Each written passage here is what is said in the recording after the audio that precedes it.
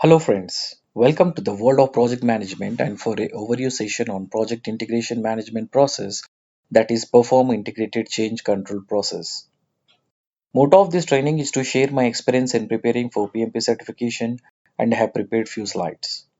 Let's quickly move to our agenda for this session that we are going to discuss on what is perform integrated change control process and its ITTOs in more detail, that is inputs, tools and techniques and outputs. Let's start. It is the sixth process in the project integration management and it is defined as the perform integrated change control is the process of reviewing all the change requests, approving the changes and managing the changes to deliverables, project documents and the project management plan and communicating the decisions. Okay, this is about the definition of the perform integrated change control, and this process reviews all the requests for the changes to the project documents, deliverables, or the project management plan and determines the resolution of the change request. Okay. Hope you understood about this definition of this process. And the key benefit of this process is that it allows for documented changes within the project to be considered in an integrated manner while addressing overall project risk, which often arises for changes made without the consideration of the overall project objectives or plans. This is about the key benefit of this process. Okay. Hope you understood about its definition, the key benefits, and the key points. Let's go with its ITTOs. In the inputs, we have the project management plan, which contains the chain management plan, configuration management plan, scope baseline, schedule baseline, and the cost baseline. And coming to the project documents, which contains the basis of estimates, requirements traceability matrix, risk report, work performance reports, change request, enterprise environmental factors, and organizational process assets. These are all about the inputs. Coming to the tools and techniques, we have expert judgment, change control tools, data analysis tools, which contains alternative analysis, cost benefit analysis, and we have the decision making, which includes the voting, autocratic decision making, multi-criteria decision makings, and also in the tools and techniques we have meetings. And coming to the outputs, we have the approved change request, project management plan updates, which contains all the components, and the project document updates, which contains the change log. Okay, this is an just overview of the inputs, and let's start first with the inputs in more detail.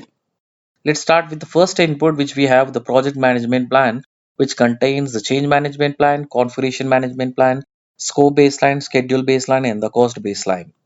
Let me explain one by one. First, with change management plan. The change management plan input provides a direction for managing the change control process and documents the rules and the responsibilities of the change control board, that is CCB. Okay, hope you understood about this change management plan. Let's move to the next one, configuration management plan. The configuration management plan input describes the configurable items of the project and identifies the items that will be recorded and updated so that the product of the project remains consistent and operable. Okay, hope you understood this. Moving to the scope baseline. The scope baseline provides a project and product definition and schedule baseline.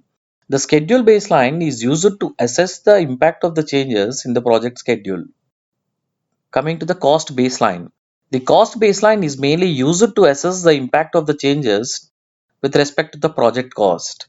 Okay, hope you understood about this first input. Let's move to the next input. We have project documents, which contains the basis of estimates, requirements traceability matrix, and risk report. Let me explain one by one. First, with basis of estimates.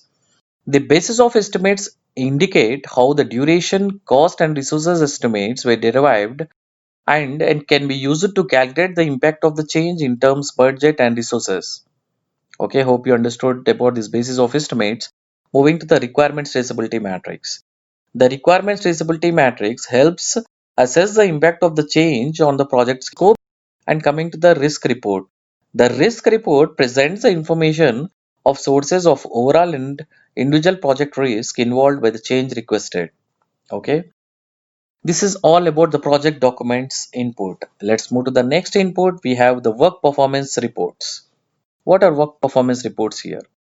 Okay, the work performance reports inputs of a particular interest to the perform integrated change control process includes the resource availability, schedule and cost rate, earned value reports, and burn up or burn down charts. Okay, hope you understood about this input. Let's move to the next input. We have change request. So the only approved changes should be incorporated into a revised baseline. Okay, hope you understood about this input. Let's move to the next input. We have enterprise environmental factors.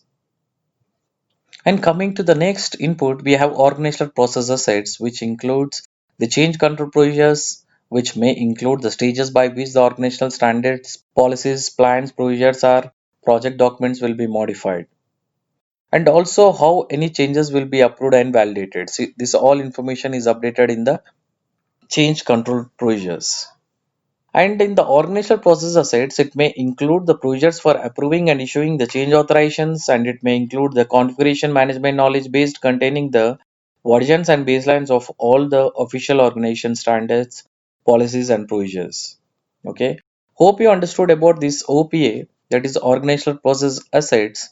Here we have completed all the inputs of the perform integrated change control process. Let's move to the tools and techniques of this process. We'll first start with the first technique, expert judgment. As I said in my previous sessions also, expertise should be considered from individuals or groups with some specialized knowledge or training in few of the areas. That is, the expertise should have the technical knowledge of the industry and focus area of the project, and they should have legislation and regulations, and they should have the legal and procurement, and they should have the configuration management, and they should have the risk management. Okay, hope you understood about the first technique of the perform integrated change control, that is expert judgment. Let's move to the next technique. We have change control tools. In order to facilitate the configuration and the change management, manual or automated tools may be used.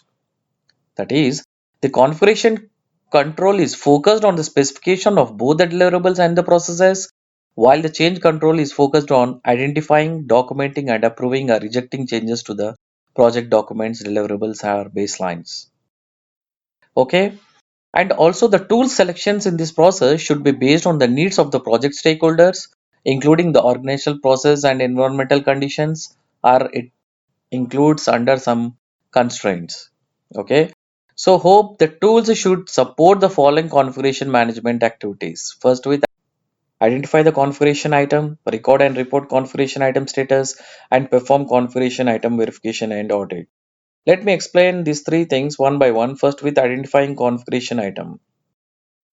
Okay, the identification and selection of a configuration item is mainly used to provide the basis for which the product configuration is defined and verified. And also in this, the products and documents are labeled, changes are managed, and accountability is maintained. Okay, hope you understood about this identifying configuration item. Let's move to the record and report configuration item status. In this, the information recording and reporting about each configuration item. Okay, moving to perform configuration item verification and audit. The configuration verification and the configuration audits ensures that the competition of a project configuration items are correct and that corresponding changes are getting registered, assessed, approved, tracked, and correctly implemented. Okay. And also we have these tools should support the change management activities as well as they are identifying the changes, document the changes, deciding on the changes, and tracking the changes. Let me explain one by one. That is, first with identifying changes.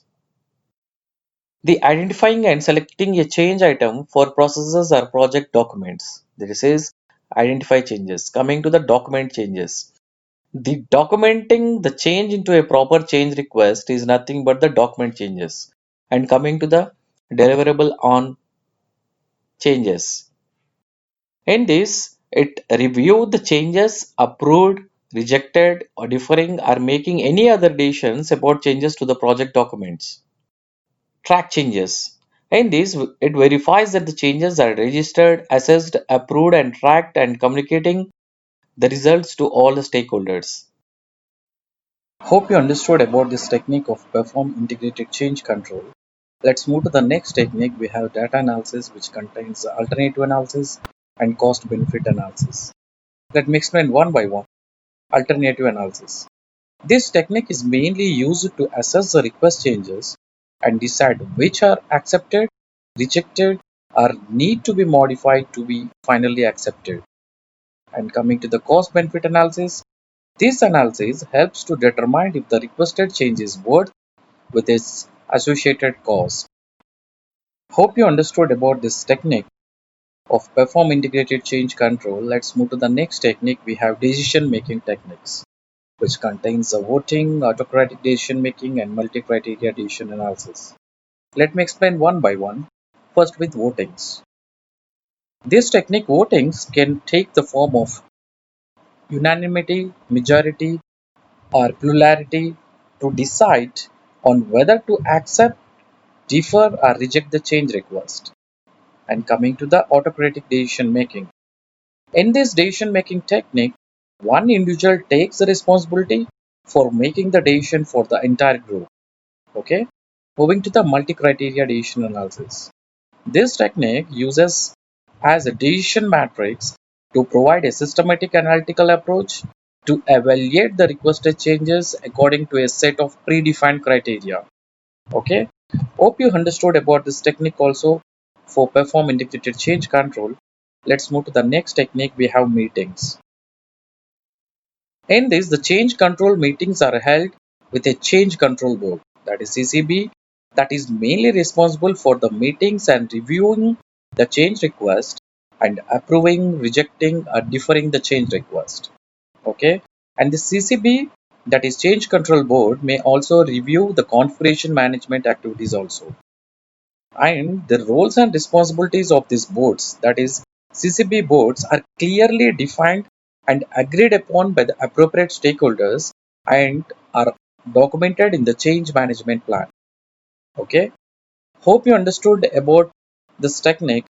The meetings here we have completed all the tools and techniques of perform integrated change control. Okay, let's move to its outputs. In the outputs, first we have the approved change request. Let me explain. In this, the approved change request will be implemented through the direct and managed project work process. And the deferred or rejected change requests are communicated to the person or group requesting the change. Okay. Hope you understood about this output of perform integrated change control. Let's move to the next output. We have project management plan updates, which contains all the components of the project management plan. That is, any formally controlled component of the project management plan may be changed as a result of this process. Okay, hope you understood about this output also. Let's move to the next output. We have project documents, updates, which contains the change log. A project document that is normally updated as a result of this process is the change log. And this change log is used to document all the changes that occur during the project. Okay, fine. Okay, I hope you understood about this project document updates output also. So we have completed all the ITTOs here, that is inputs, tools and techniques, and outputs of perform integrated change control.